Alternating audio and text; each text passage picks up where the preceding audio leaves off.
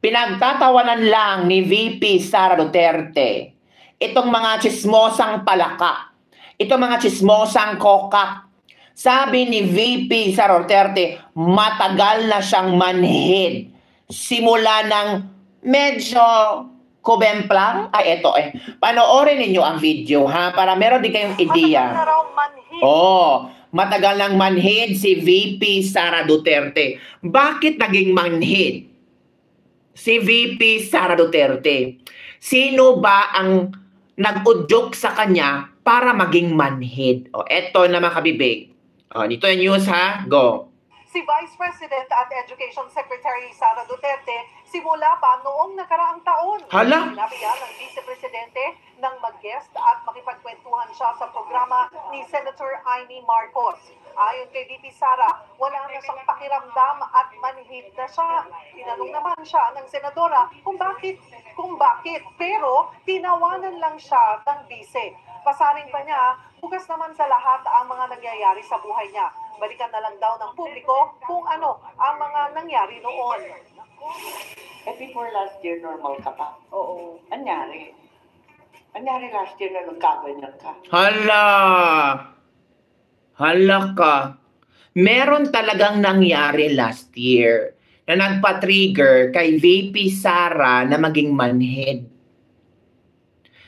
Diba? Move on.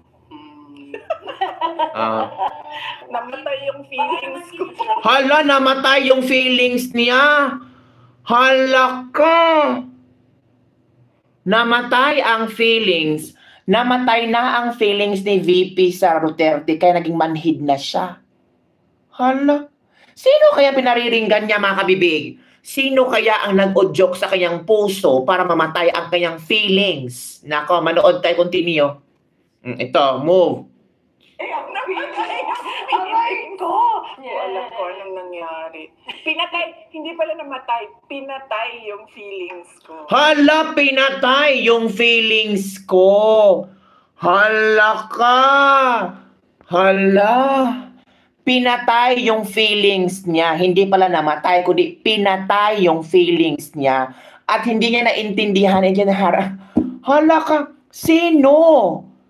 Sino ang pumatay ng kanyang feelings? Diba? Ka. This is a revelation. Marami na mga revelations binubuga si VP Sara Duterte, no? Hindi pala namatay ang feelings niya, kundi pinatay ang feelings niya. Comment kayo kung sino ang pumatay sa feelings ni VP Sara Duterte. Nako. Ito, pakinggan ulit natin, ha? Pakinggan natin ulit. Hindi pala namatay, pinatay yung feelings ko. Pinatay yung feelings niya. Sino ba ang pumatay sa feelings niya? Nako po, mga kabibig. Ewan ko. Ano nangyari sa'yo, VP Sara Duterte? Naramdaman mo pala na pinatay ang feelings mo. Hindi pala namatay, kundi pinatay ang feelings mo. Ang tanong, sino ba ang pumatay sa feelings mo? Nawalan ka na ba ng gana kay BBM? Nawalan ka na ba ng tiwala kay Pangulong Bongbong Marcos?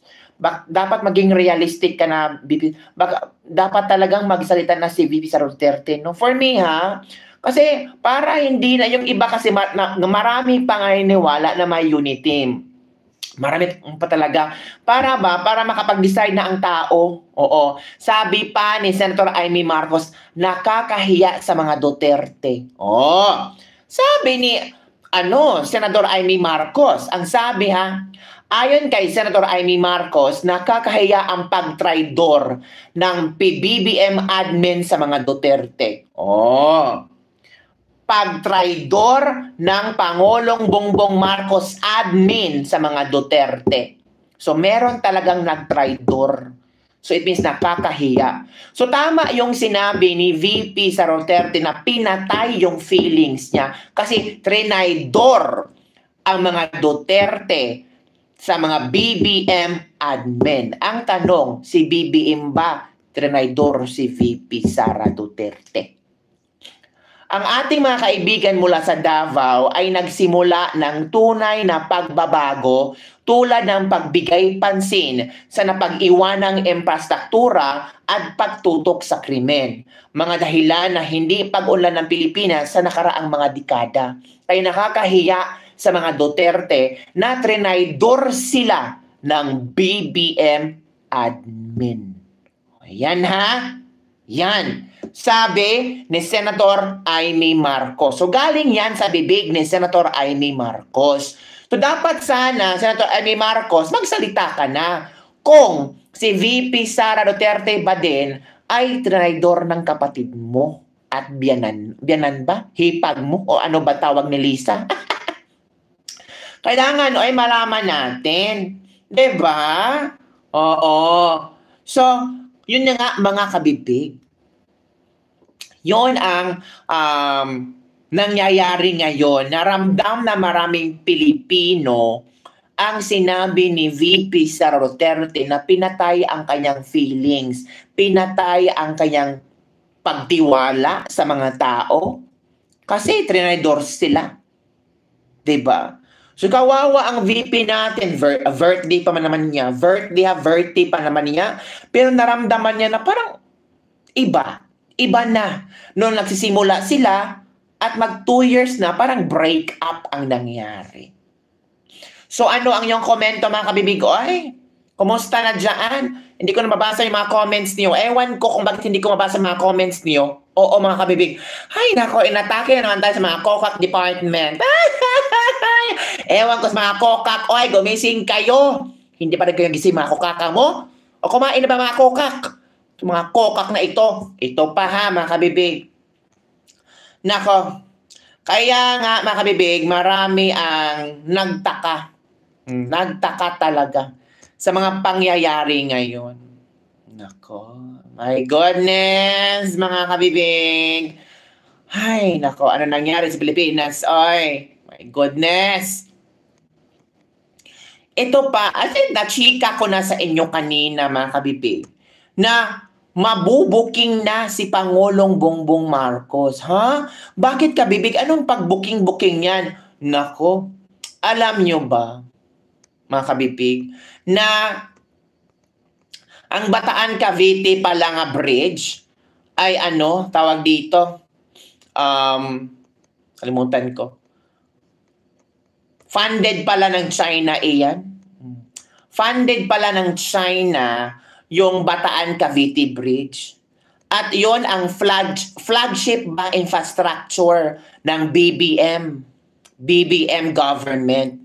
BBM government flagship infrastructure, yung bridge sa Bataan Cavite.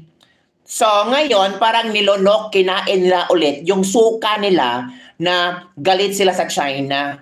Pero ang gobyerno ay nakipagsundo sa China para maisakatuparan yung bridge na iyan. So ano ba? Parang plastic? Naka-plastic talaga. Oy! Diba?